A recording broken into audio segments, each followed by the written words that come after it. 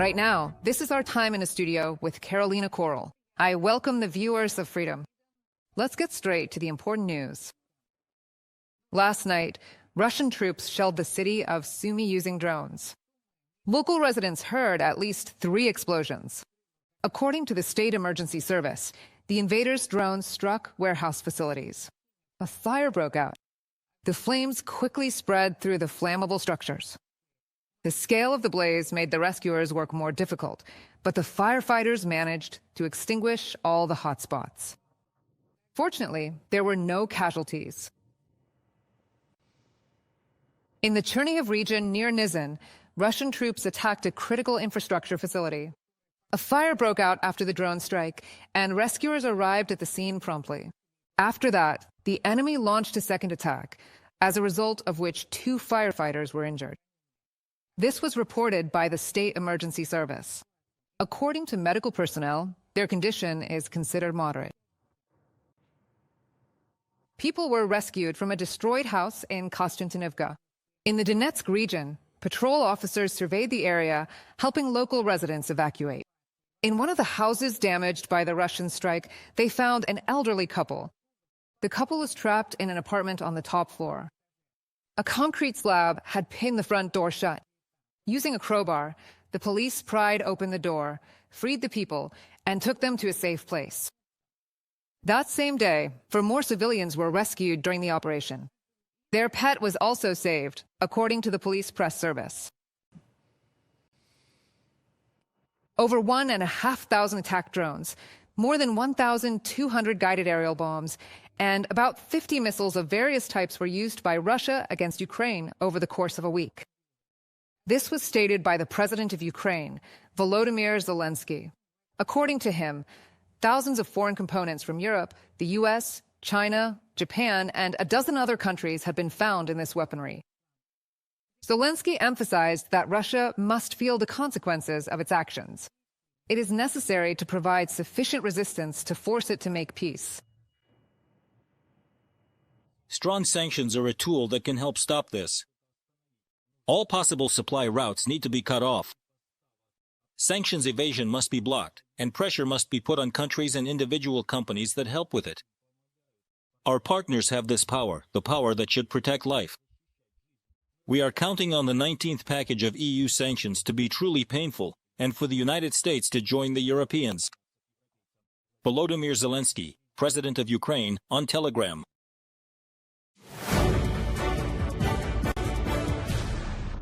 Explosions during the time of occupied Crimea. Ukrainian intelligence struck Russian military positions. 3 Mi-8 helicopters were destroyed and Nebo-U radar stations were put out of action. This radar is considered one of the most expensive in Russia's arsenal. This was reported by the main intelligence directorate of the Ministry of Defense of Ukraine. They stated that Ukrainian forces continue to strike the enemy's military infrastructure.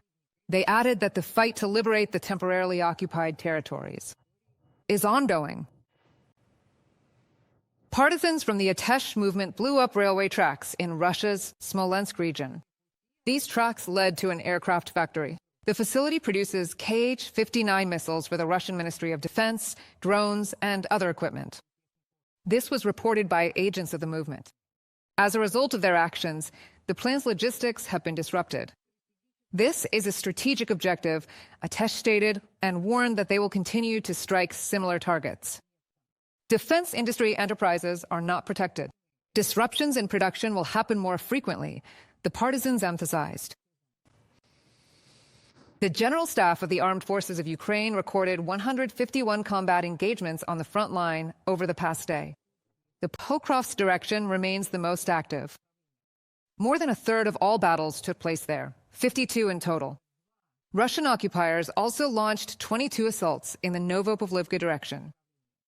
Ukrainian defenders repelled another 15 enemy attacks, each in the Lyman and Torets directions. In addition, the Russian army carried out more than 4,500 shellings. Of these, 86 were from multiple launch rocket systems, and more than 6,000 kamikaze drones were also used.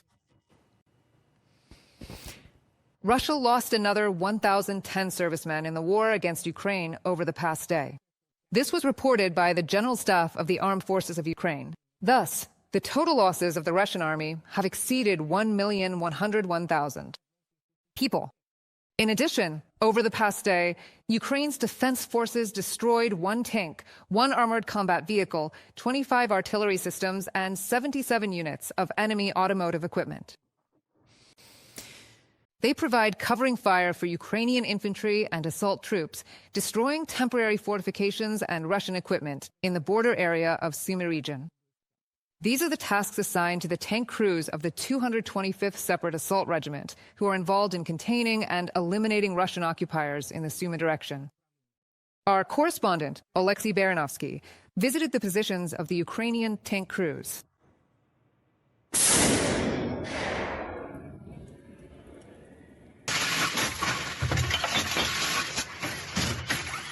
This is how the Ukrainian tanks of the 225th Separate Assault Regiment engage Russian occupiers in the Sumy region. Speed and maneuverability, that's the core of tank tactics under constant drone threats. The principle is to appear in a spot the enemy doesn't expect, strike, and quickly pull back. Operating a tank isn't like artillery. When you fire, the shell and its impact happen almost simultaneously. The enemy doesn't even have time to realize there's been a shot before the shell hits them. War teaches you this. You have to judge everything by the situation. This tank crew from the 225th Regiment knows firsthand about the danger of Russian attack drones. However, even a direct hit from an FPV drone didn't put the vehicle out of action. Only the outer barrel casing was damaged. It didn't break through, but it wouldn't hurt to replace it. The T-72E tank has significant firepower. The vehicle is equipped with a cannon and 2 machine guns.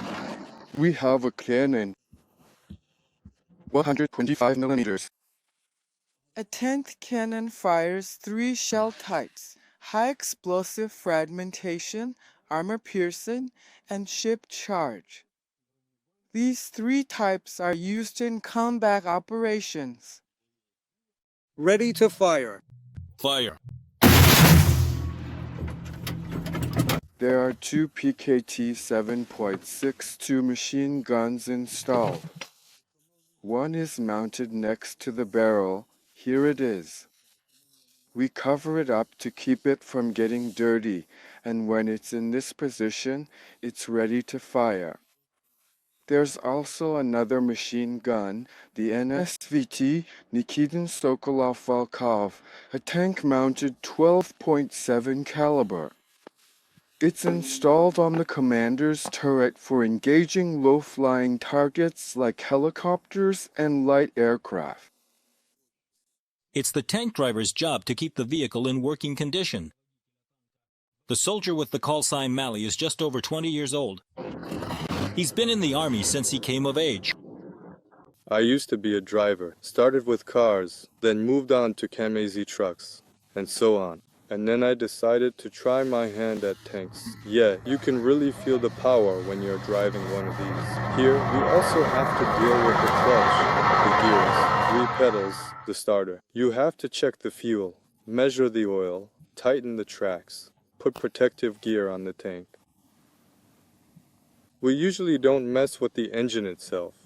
That's for the mechanics to handle. But overall, the vehicle is always ready to go.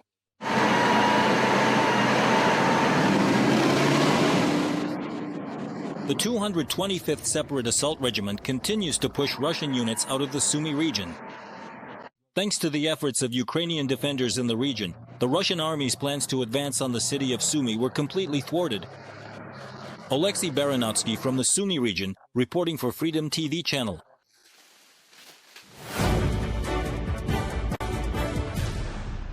The United States is ramping up oil production, doing everything possible to lower its price on the market.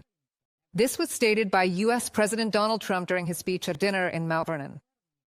He also called on other countries to follow the example of the United States and lower the price of oil. According to him, this could help bring an end to Russia's war against Ukraine. Trump also reminded that he is disappointed with the actions of the Russian dictator, Putin. You know, I'm very disappointed in Putin, but he's losing. 5,000 people are dying every week. Between 5,000 and 7,000 people are dying every week for no reason. I thought it would be easy for me to stop this war because I have a good relationship with Putin. I became disappointed in him, that's true. But we'll still achieve what we want, one way or another. 8 member countries of the European Union are still buying gas from Russia. This was reported by European Commission spokesperson Anna-Kaisa Räikkönen. The group of importers includes Belgium, France, Greece, Hungary, the Netherlands, Portugal, Slovakia, and Spain. These countries are purchasing both pipeline gas and liquefied natural gas. The European Commission is discussing the needs of EU member states in order to provide a proposal for diversifying supplies. Räikkönen noted. How Europe is moving toward a complete rejection of Russian energy resources will be explained by my colleague Larissa Peter. Brussels will increase pressure on the Kremlin, declared the president of the European Commission after 3 Russian fighter jets illegally entered Estonian airspace. Ursula von der Leyen called on EU leaders to approve the 19th package of sanctions against the aggressor country as soon as possible.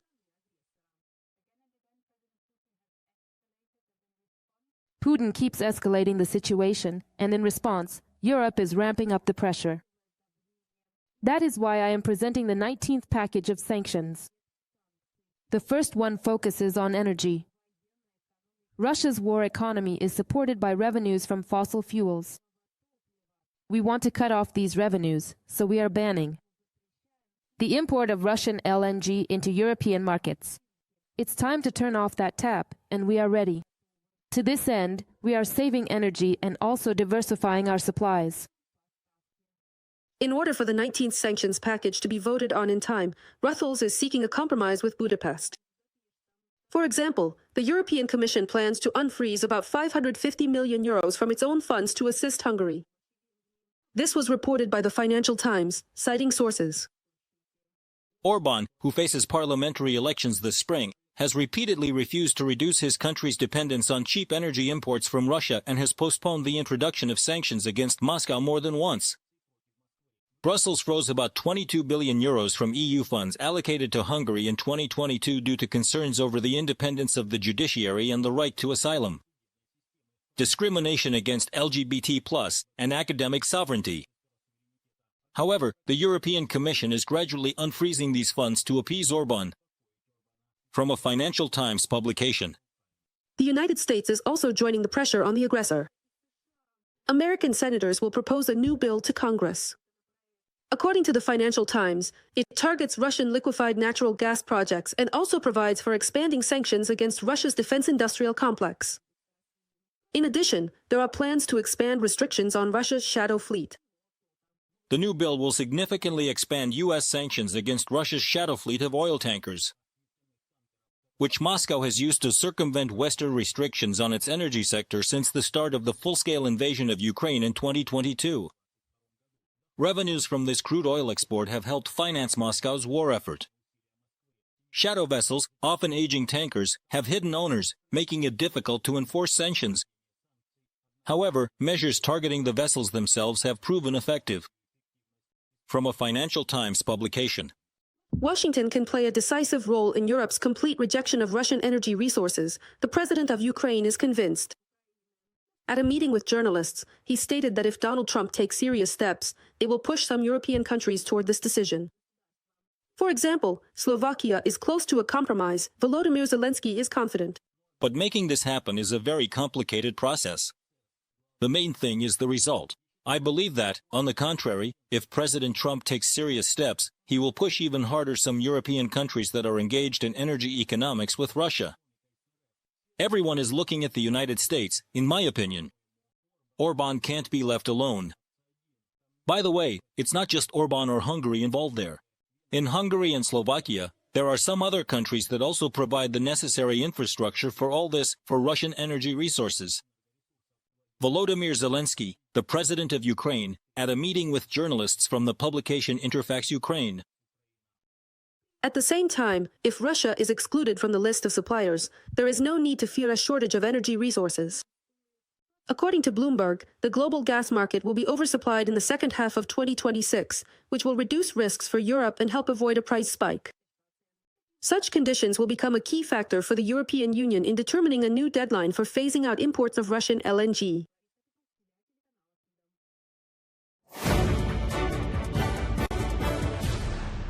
And as usual at this time, I'm ready to offer you a topic for discussion. So, NATO should respond militarily to violations by Russia. This was stated by Czech President Petr Pavel in an interview with Czech television. He was referring to the incident in Estonia. Let me remind you, at that time Russian MiGs violated the country's airspace, as well as the Russian drone raid on Poland. Petr Pavel believes that tough action is needed, specifically to shoot down Russian aircraft that violate airspace. What has happened in recent days in Poland and Estonia, and what has been happening in Ukraine for the past 4 years, concerns all of us, because if we don't maintain unity, sooner or later it will happen to us too. This is a significant escalation in European security, for which Putin is clearly responsible. A violation of airspace is grounds for activating defensive mechanisms, namely, shooting down such an aircraft. Right now, we need to act firmly, and if violations occur, we must respond accordingly, including by military means. Russia will very quickly realize that it made a mistake and crossed the line. Unfortunately, this is a balancing act on the brink of conflict, but it is simply impossible to give in to evil. Petr Pavel, President of the Czech Republic, in an interview with Czech television. Let me remind you, on Friday, 3 Russian MiG-31 fighter jets entered Estonian airspace and stayed there for 12 minutes, almost reaching the Estonian capital, Tallinn. They had no flight plans, and their transponders were turned off.